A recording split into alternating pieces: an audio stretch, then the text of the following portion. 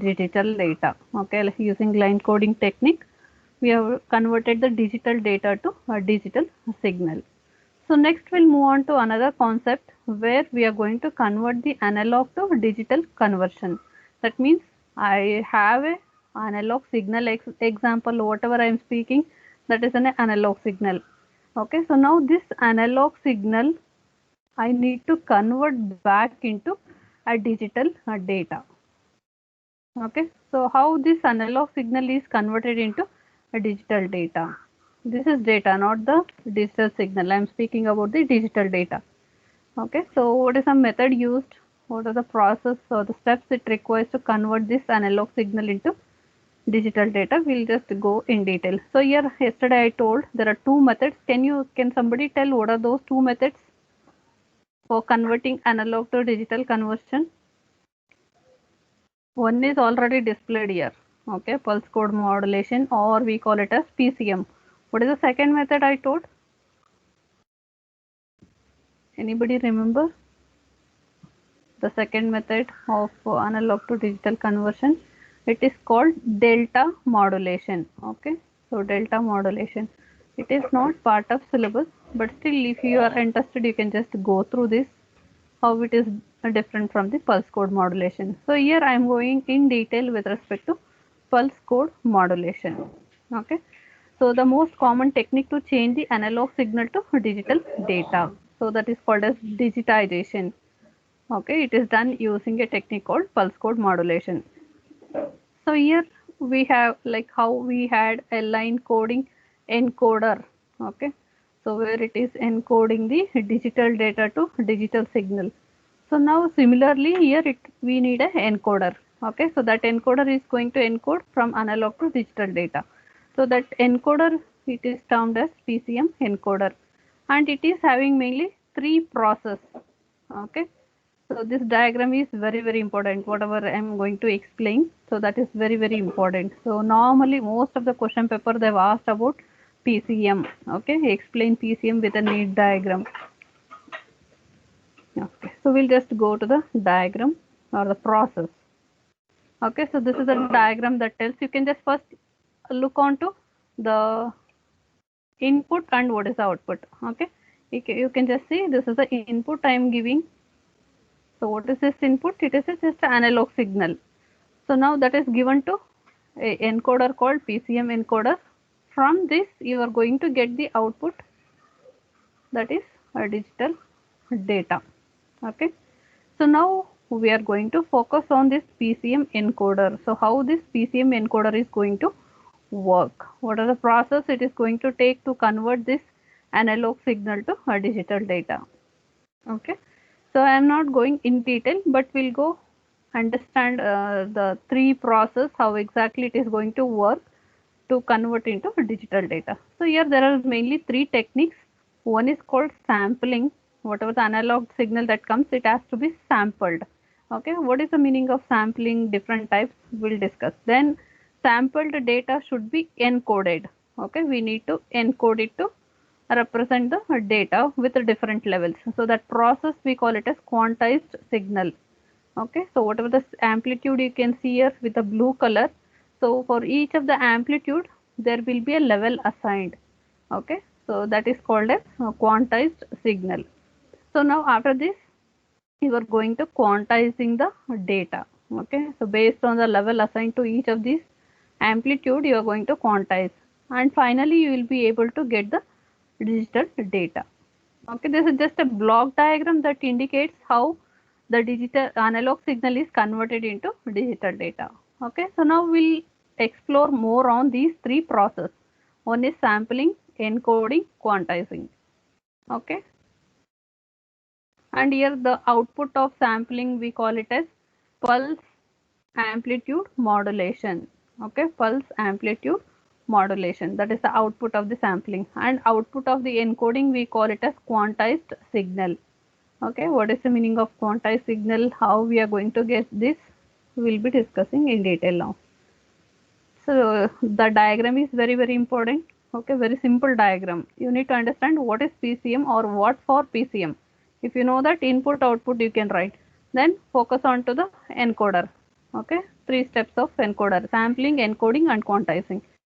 So now we'll just discuss each of these three steps, how it is going to, what is the technique used in each of these three steps.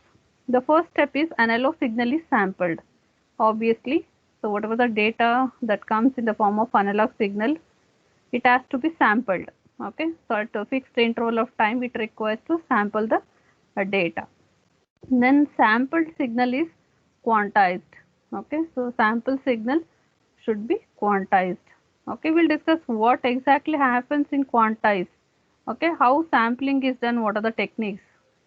Then quantized values are encoded as a stream of bits. So once quantizing is done, so you will be able to get a stream of bits as an output from the PCM encoder. Okay, just remember sampling, encoding, and quantizing. So we'll go with the first one, that is sampling. So what is sampling, how it is done? Hopefully my screen is visible.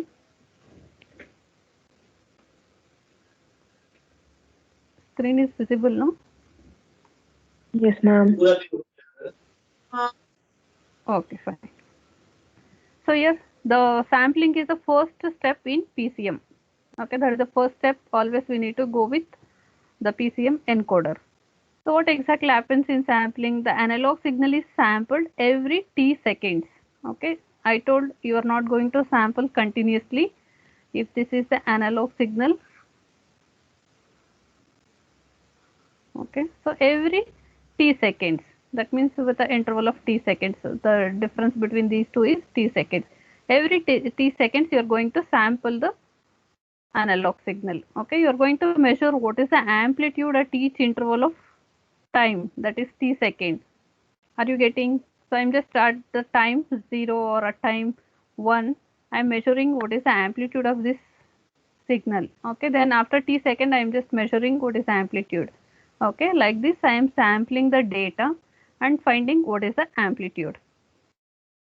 Okay, so where Ts is the sample interval, that is the time between the each interval, or we also called it as period. So the inverse of T, inverse of sampling interval, we call it as sampling rate. Okay, so inverse of, that is sampling rate is indicated with Fs. So sampling rate is sampling rate or frequency. It is denoted with 1 by Ts. Okay, that is number of intervals per second. That is called as sampling rate. Inverse of T, it is called as sampling rate. So now how exactly, what is the technique used? So this is all okay. You are measuring the amplitude at each interval of time with the t seconds. So now what are the different ways we can sample? So there are three different techniques. Okay, there are three sampling methods. We'll just go in brief about these sampling techniques. Okay, not in detail, just we'll go in brief. So there are three methods. One is ideal, the second one is natural, and the third one is flat top sampling. So what exactly happens in each of these three methods? So the first one, ideal sampling. So pulses from the analog signals are sampled. Okay, so whatever the analog signals you have, so each interval of time you are going to just measure the amplitude. You are going to just measure the amplitude at a regular interval of time. So that is the ideal sampling. Okay, so this is an ideal sampling method and cannot be easily implemented. Normally, will not prefer this ideal sampling.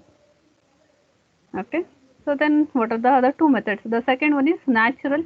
Let me just show the diagram for this.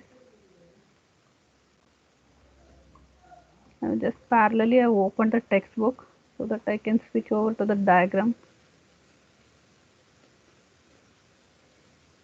Okay, you can just observe. So this is called as ideal sampling. So at a regular interval of time, you can see the distance between each time when you are measuring the amplitude of the signal or sampling, the time is t second. Okay, and you are just measuring at regular interval of time what is the amplitude of this analog signal. So that is a ideal sampling. So next we'll move on to the second one, that is called natural sampling. So what is natural sampling? So a high speed switch is turned on. Okay, a high speed switch is turned on for only small period of time when sampling occurs. So here, in case of ideal, just you will be taking the amplitude at that particular time. But here that is not the case. In natural sampling, so you are going to switch on high speed switched, it is turned on for a small period of time. Okay, so you can just see here it is the switch is turned on and it will be on for some small period of time. Okay, and you are measuring what is the amplitude of this signal. Similarly, after t second, once again the switch is on, it will be on for some time and you will be measuring the amplitude of the signal. So this is going to repeat for the complete analog signal. So this is called as natural sampling. At most, at the last, the output of this sampling, natural sampling, is almost it is equivalent to the analog signal. You can just observe. Okay, almost you will be getting in the form of analog signal. The sampling is done almost in the form of analog signal. Okay, so that is about the natural sampling. A high speed switch is turned on for only small period of time. Okay, that is the main difference between ideal and this one. So here it is just at that particular time what is the amplitude. Check and it will switch off. But here it is going to be on for small period of time. Okay, when sampling occurs. The result is sequence of samples that retains the shape of the analog signal. So you need to check the shape of the analog signal after natural sampling.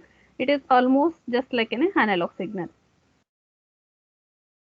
Okay, so that is about the natural sampling. This is the second method used for sampling.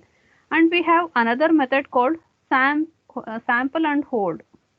Okay, the third method is the sample and hold. Okay, it is also called flat top sampling. So what exactly the meaning of this is? Oh, hopefully my screen is visible. I'm just writing here. Okay, if this is my analog signal, according to the sample and hold, what it is telling is, let me just go to the document. Just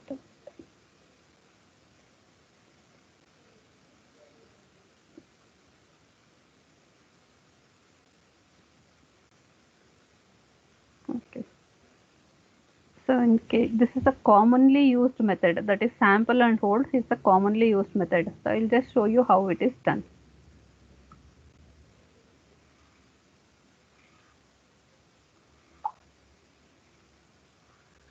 Okay, if this is your analog signal, so according to sample and hold, what is going to happen? It is going to sample the amplitude at this particular time and it will hold for some time.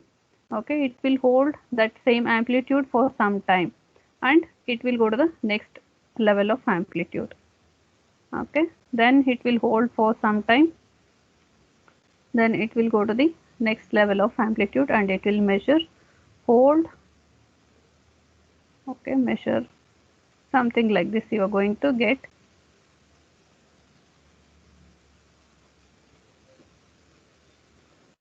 You can just observe. Okay, so you can just draw the like this. Okay, so this is sampled and it is holding. Next, sample and hold. Okay, you will be getting like something flat top shape wave.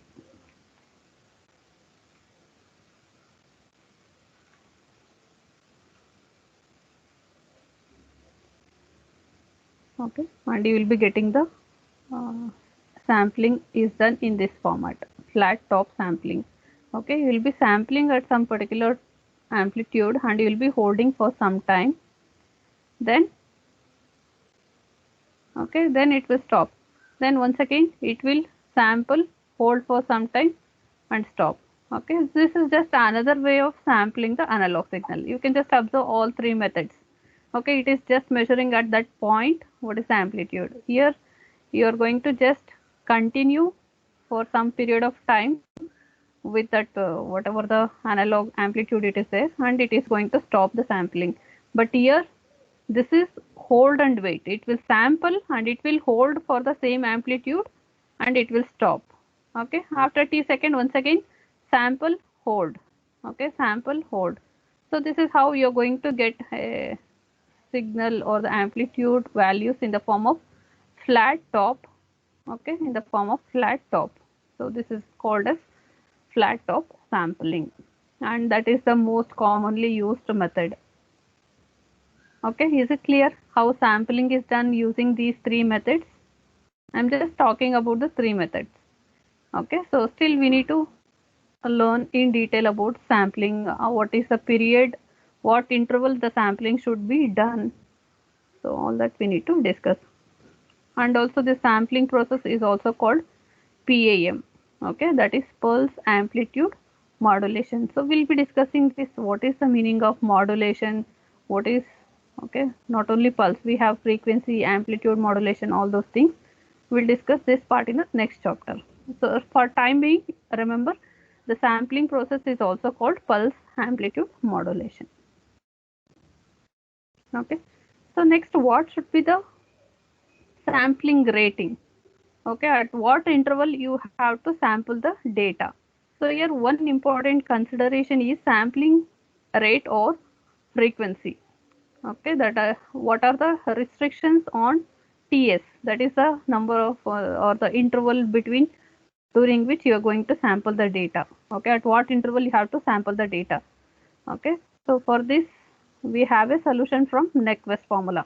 Okay, so Nyquist formula is going to tell at what rate it has to sample the data.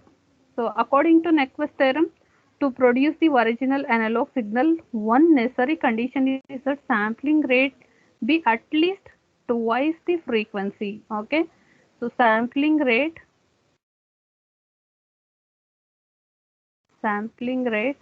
should be at least twice the highest frequency. Okay, you can just write it. If it is low pass channel, will be having the, not low pass, band pass channel means we'll be having minimum frequency and maximum frequency. Okay, so here we are going to just go with the maximum frequency if it is a low pass channel. So you need to understand what is low pass and band pass channel. We have discussed in the previous chapter. Okay, so just remember this theorem. According to the Nyquist theorem, the theorem tells that the sampling rate should be twice of the highest frequency. So whatever the time you are going to get from this, okay, so that should be the interval during which you need to do the sampling. So we'll just go through some problems with respect, examples with respect to that. Maybe in the notes I have not given in detail, you can just refer the textbook for that. Okay, so here there are so many examples. I'll just go with the two examples. The first one is, okay, this is with respect to sampling, at what rate we need to do the sampling. Okay, what is the solution for that? According to Nyquist, the sampling should be twice of the frequency, highest frequency. So now we'll have one example for that. The telephone companies digitize voice by assuming a high or maximum frequency of 4000 hertz. Okay, so this is the maximum frequency they have given. So now with the help of this, you will come to know what should be the sampling rate. So the sampling rate is 8000 samples per second. Okay, per second you have to take the 8000 samples. Okay, if it is an analog signal for per second, so the number of samples should be taken is 8000. Okay, you just imagine how fast it is working. Okay, it's not so easy thing to understand and also to implement. Okay, it's a little bit complicated circuit you have to design to perform this operation. Okay, so for computer science student, just remember here uh, at what rate the sampling should be done is just it is twice of the highest frequency. Okay, that much you remember. So you no need to go in depth about the circuit diagram. If you are interested, you can just go through that later. So I have one more problem here. A complex low pass signal has bandwidth of 200 kilohertz. What is the minimum sampling rate for this signal? Okay. So what is the minimum sampling? They have given the bandwidth. Either if they've given bandwidth or the frequency, it is going to be the same answer. Okay, so bandwidth of low pass channel, see, understand low pass channel. Always low pass channel means it starts with 0 and it ends with the f max. Okay, so here the frequency lies between 0 to f, and f is the maximum frequency in the signal. So therefore we can sample the signal 2 times highest frequency. Okay, so the highest frequency they have given 200 kilohertz. Okay, can you tell what is the answer for this? 2 into 200 into 10 power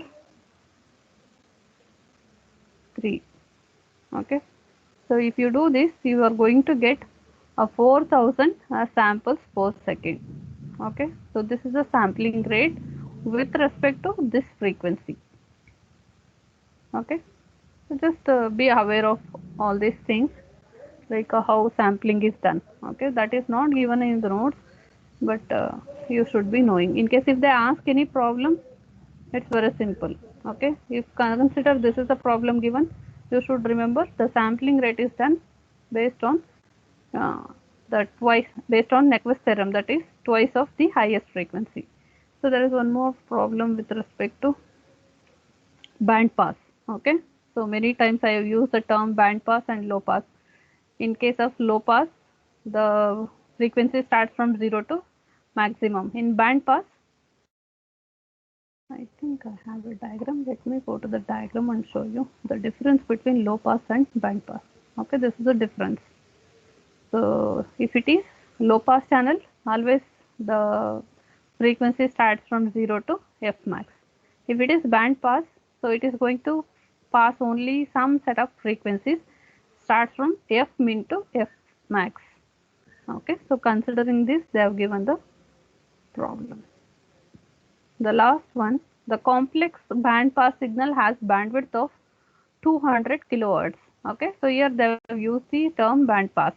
What is the minimum sampling rate for this signal? Okay, so whenever if you want to know the what is the sampling rate for band pass, you should have the two frequencies, f max and also f min. Okay, so if you have these two, then only you can calculate what is the sampling rate, otherwise not possible. We cannot find the minimum sampling rate in this case because we don't know where the bandwidth starts and ends. Okay, that is I told they should give the range f min to f max. So here they have given when like the bandwidth f min is given, you need to, they have not given the f max. So if that is the case, you cannot calculate what is the sampling rate. It is only for the band pass. Just remember, band pass. Okay. So next we'll move on to quantization. Is it clear everyone what is sampling? Is it clear everyone what is sampling I told? So sampling indicates at what interval you need to sample. You need to explain all these three methods. Okay, and also you need to explain how sampling rate can be calculated. How sampling rate can be calculated using Nyquist theorem. So next I will move on to quantization. Okay, so here you need to be a little bit alert because we are going to solve one problem. Like they have given some analog data in the textbook.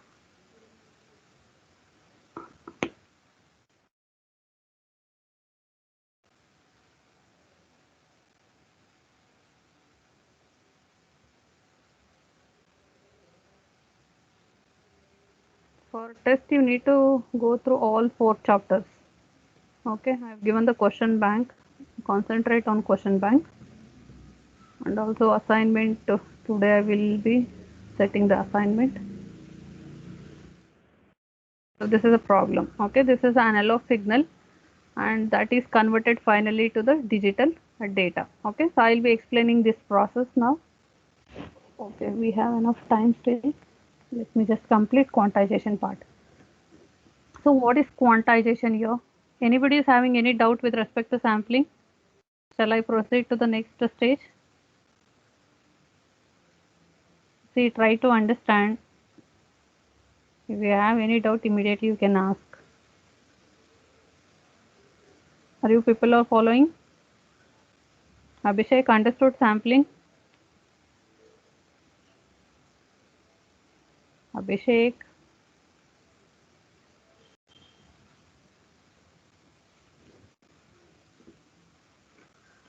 Okay. So next we'll move on to quantization. So what is quantization tells? So this is a result of sampling is a series of pulses. So whatever the sampling we have done, we'll be getting series of pulses, something like this. Okay, you will be having pulses, series of pulses. So this is a result of sampling. So with the amplitude values between maximum and minimum amplitude of the signal. Okay, you will be having what is the minimum amplitude and maximum. Within that you will be having all these pulses. So the set of amplitude can be infinite with a non-integral integral value between two limits. Okay, so whatever the amplitude you are going to choose, it can be infinite value. Okay, so these values cannot be used in encoding process. Normally will not use those amplitude values in the encoding. Then how exactly encoding is done in the quantization part? So listen carefully. You need to listen carefully these steps. Okay, so we assume that original analog signal has instantaneous amplitude between V min and V max. Okay, V stands for voltage. So now whatever the sampling we have done, okay, so for this we should have some minimum voltage level. What is the minimum voltage level and what is the maximum voltage level? If you consider that, okay, you can calculate how many number of levels you can create. Okay, what is levels I will explain. So assume that original analog signal has instantaneous amplitude between V min, V max. So now using these two voltage values, we divide the range into L zones. So now whatever the sampling we have done, now we need to divide these into number of zones.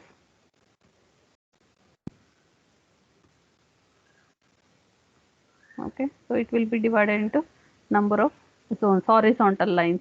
So these are called levels. And these blue color lines are indicating the sampling.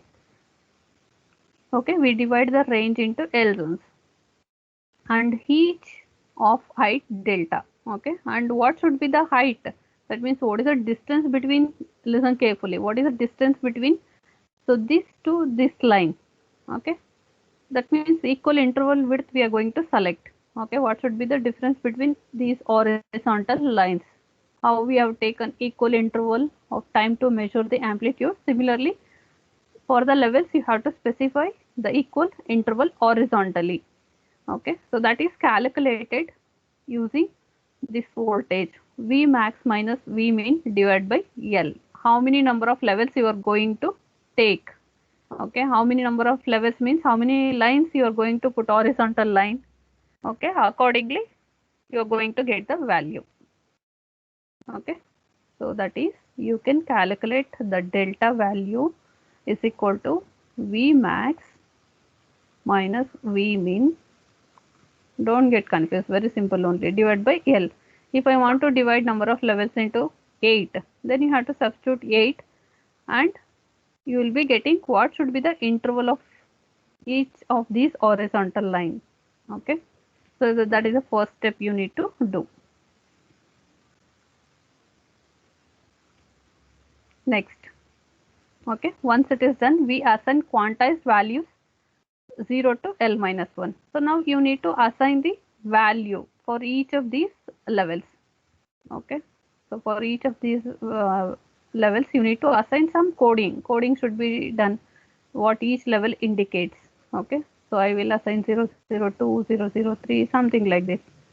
If you watched the video yesterday, so you may understand what exactly it is.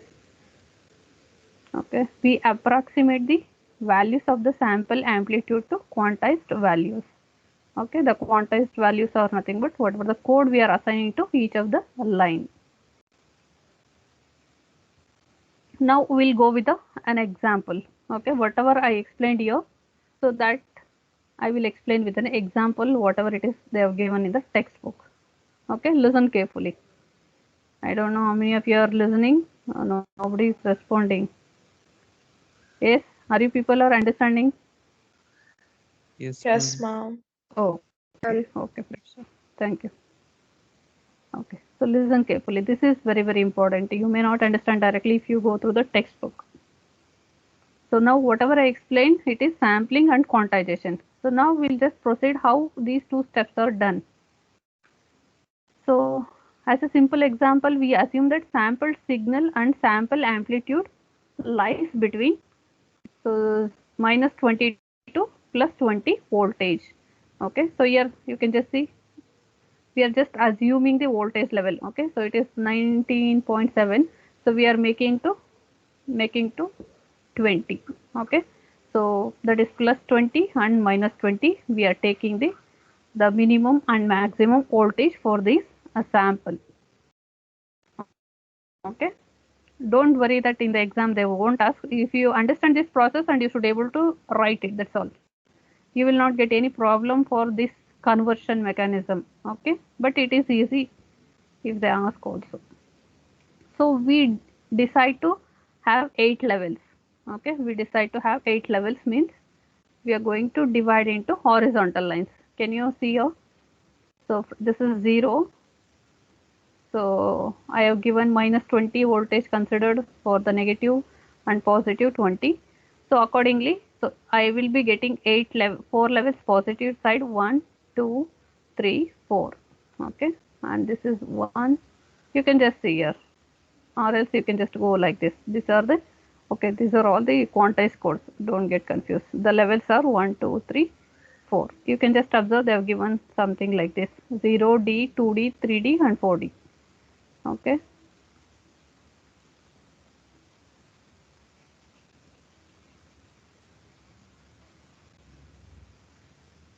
Okay, so this is done. So you have divided into 8 levels. Okay, so everybody understood till there 8 levels.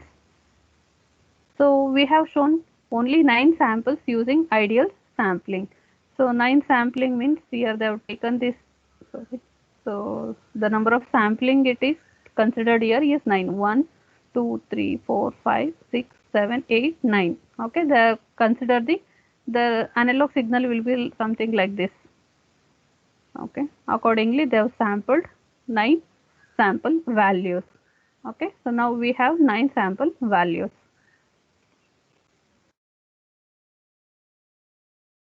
Okay, so the value at the top of each sample in the graph shows the actual amplitude. Okay, so that is very clearly shown.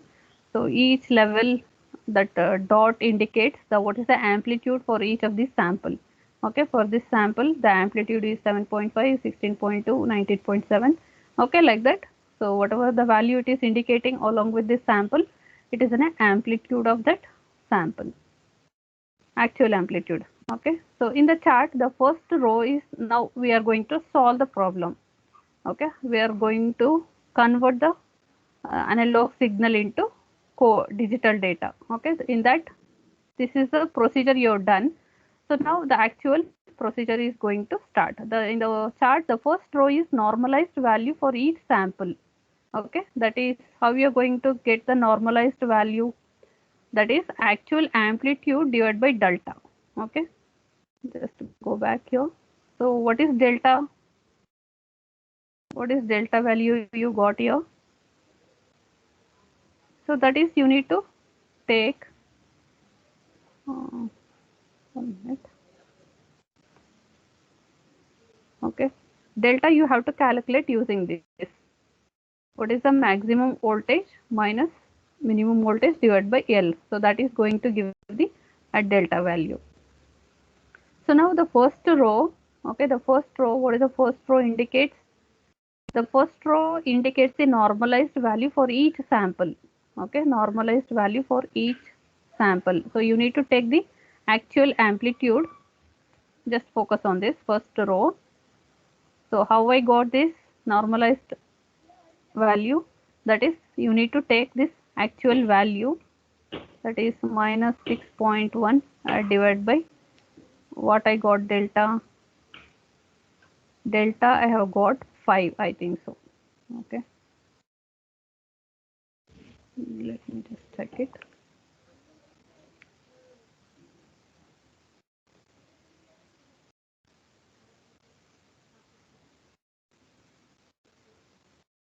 Okay, so how I got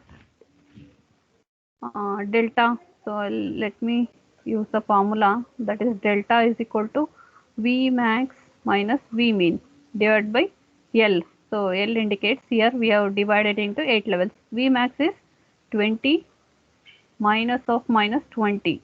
Okay, divided by L. L indicates I have L levels. I have divided into L number of or 8 levels. Okay, so what you are going to get? You are going to get value 5. Okay, this is the delta value. Now to get this first row, what you have to do is, listen carefully, you have to take this actual amplitude. Okay, actual amplitude is minus 6.1 divided by delta. Okay, so you will be getting the normalized value, that is minus 1.21. If you want, you directly take the calculator and substitute this value, you should get 0 minus 1.2. Similarly, 7.5 divided by 5, you should get 1.50. Are you people are getting this? First row is done. Make it fast. Did anybody tried? Normalized value.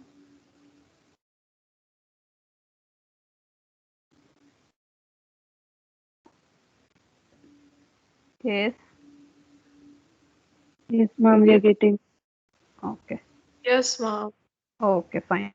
Okay, so that is how you're going to get the normalized value. Okay, the actual amplitude divided by 5. So that is nothing but normalized value. So next step. So next step is quantization process. Select the quantization value from the middle of each zone. That means the normalized quantized value, that is second row, it is nothing but different from the normalized amplitude. Okay, so the difference is called as normalized error. Okay, let me, what we are doing in the second row is we are just doing something called round off. Okay, so instead of 1.22 I am just rounded to 1.50. Okay, this is just normalizing. You know what is normalizing? Normalize the numbers. Okay, something like round off. Okay, if I have 1.3, you can just round off to 1.5. If you have 1.6, you can round off to 2. Okay, so like that. So here we have normalized the quantized value. So 1.22 is normalized to 1.50, 1.5 it is same, 3.24 it is normalized to 3.50, 3.94 it is normalized to 3.50. Okay, so like this all the values from the first row it is normalized. So you got the second row. So now we got the third row. The third row is the difference between these two numbers, first row and second row. Obviously there is an error. No, this is the actual value. When I round it to this, it indicates it is not the correct. So there is some error added in this value. Okay, so that is called as normalized error. When I do normalized, so here I am getting this much of error in this value. Okay, and this is the error value for this. Okay, here there is no error. 0 indicates there is no error. Are you understanding? Okay, when I round off with some value, you will be getting what is the error rate. So here I have not normalized, the same value I have kept.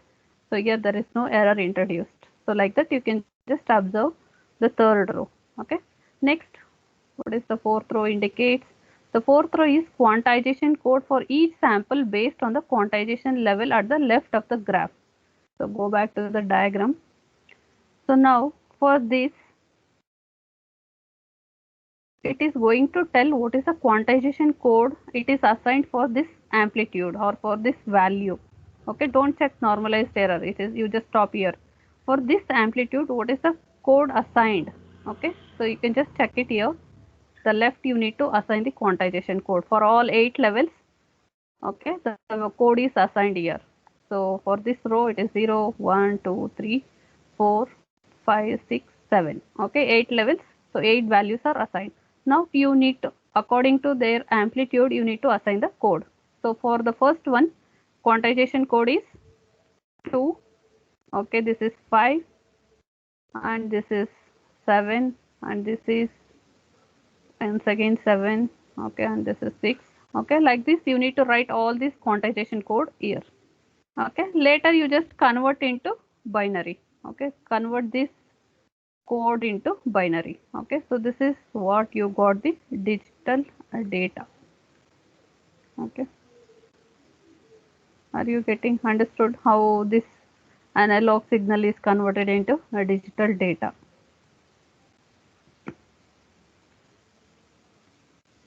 Try to understand. If you have any doubt, so we can discuss more on that.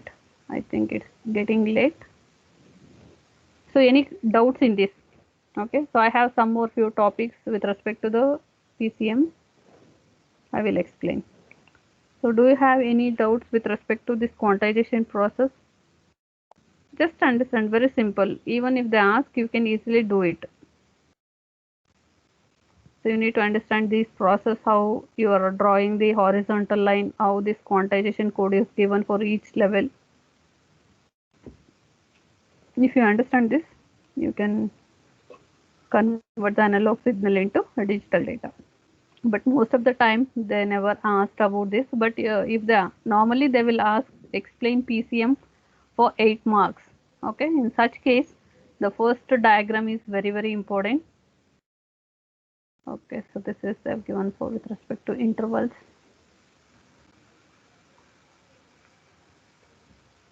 Okay, you need to draw this diagram and you have to explain all the 3 steps.